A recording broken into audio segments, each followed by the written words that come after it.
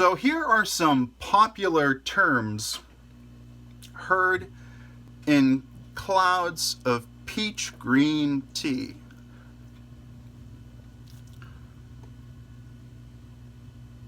And I'll read them off and then we'll go through them one by one.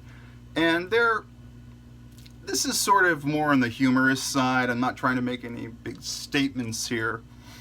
You could certainly, with this topic, you could certainly get into, excuse me, hours and hours of dialogue with another person, or just researching this kind of material on the internet. And there's so much there's so much information and so much nuance to these topics, but we're going to stick to a sort of fun and friendly and funny interpretation. Popular terms heard in clouds of peach green tea. So you put this in your vape, bruh. Just like your kale. You put your peach green tea in that vape, bruh. Bruh.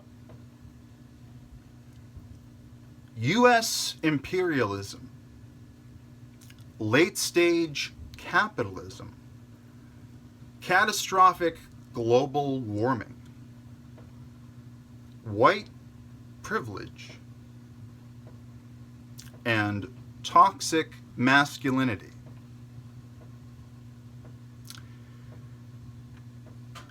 So we have U.S. imperialism.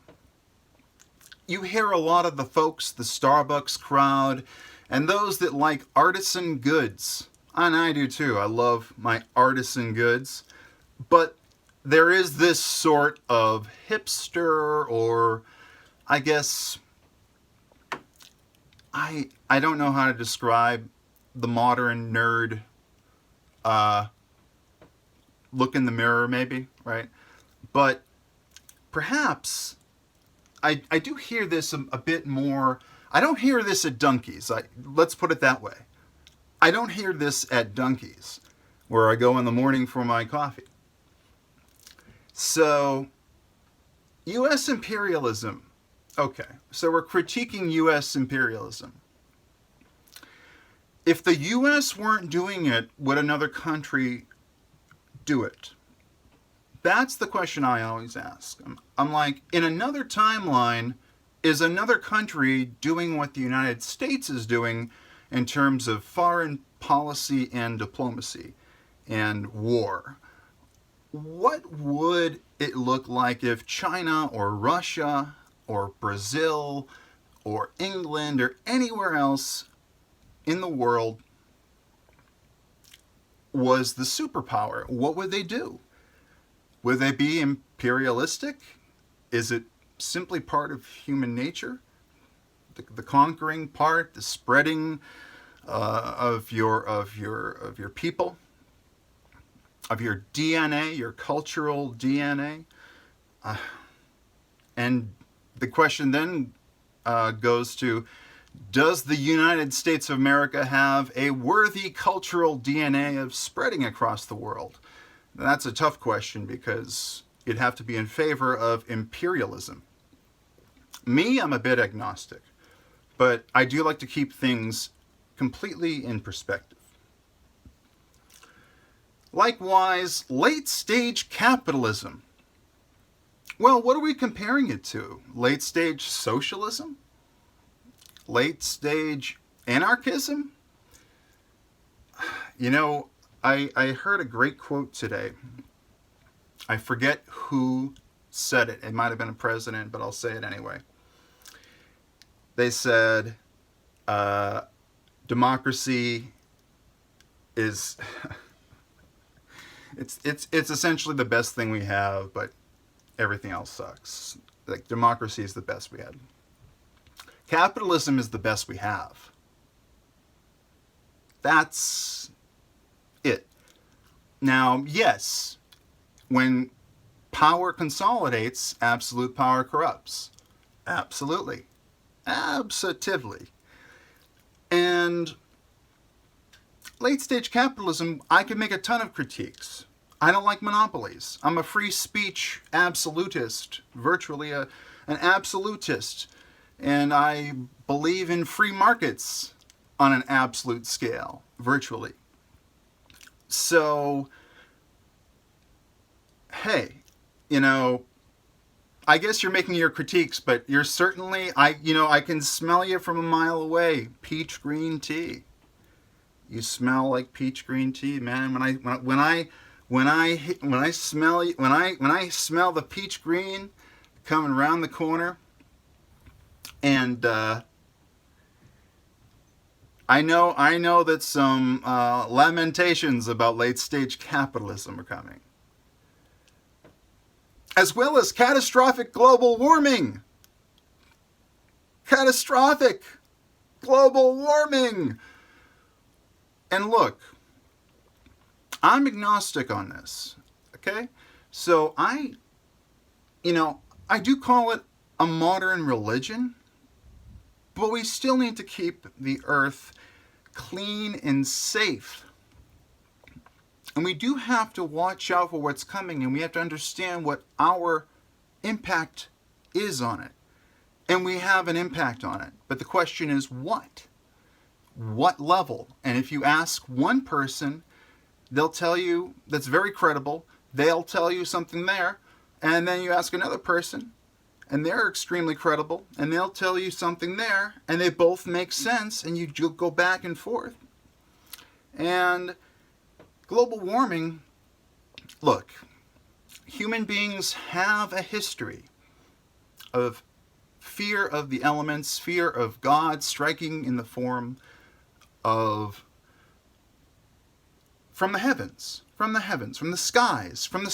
God lives in the skies. Naturally, it's a modern religion, sort of something for the devoutly secular. But I digress. I've been talking a little bit too much because I have white privilege. So basically, white privilege is an illusion.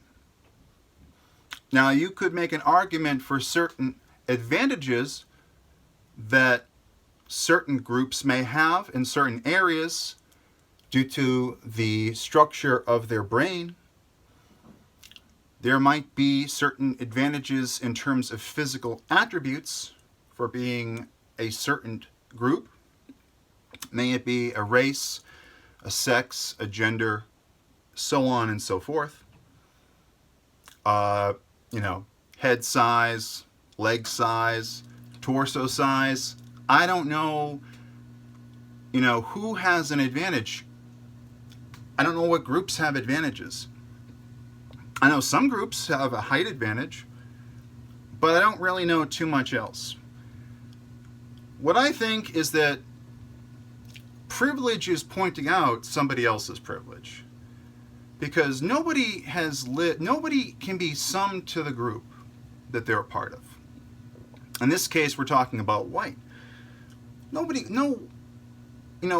If you'd have to assume that white people are all the same. And I think that's racist. In fact, that is racist. It's okay, though. It's human nature to have in-group preference and guilt. So, that might have been an example of toxic masculinity. Toxic masculinity. There is such a thing as toxic masculinity. And it's something, it's an extreme. When something gets to an extreme, the edges begin to fray, and it begins to lose order. Because true order is completely centered. So when you reach the edges of the circle, things begin to fray. Toxic masculinity, toxic femininity, and all kinds of toxic behavior are honestly difficult to spot, but they do exist. It's difficult, it's a judgment call when someone says, that's toxic about anything. So, toxic masculinity, I would say, is a man using his natural, or a man or a trans man, whatever gender, because both genders, really, it's interesting. Both genders can have both features. Not both genders. I'm sorry. Both sexes can have both features, and I don't. I'm not an expert on all genders, so I'm sure that this applies to all human beings, is what I'm trying to say. So basically, anybody can be toxic and masculine.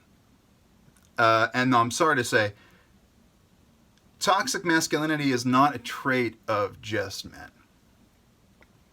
It's being a bit too aggressive.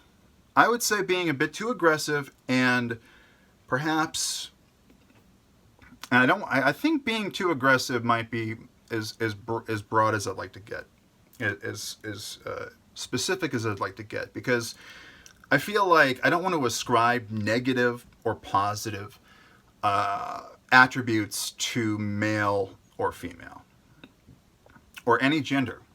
I want everybody to have full access to, and you can use your masculinity, you can use your femininity. We all, it's a spectrum.